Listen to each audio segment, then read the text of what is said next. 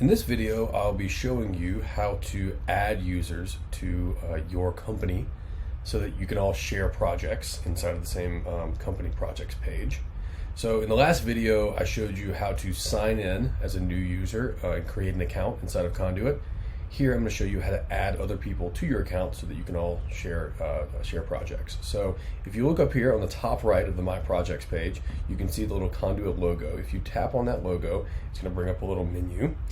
In this menu, you can sign out, you can change your user settings, but what we're going to look at first is this admin panel. Now you only see the admin panel if you're an admin of the company. If you become the first person to create an account, you automatically become the admin inside of your Condoit company account. So I'm going to hit the admin panel, and in here you can see that there's the company information. So all the information that we added when we created the account, and you can see the existing users, which is me, Ian, plus tutorial at condoit.io.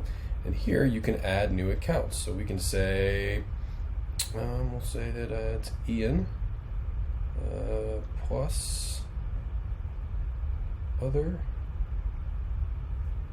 person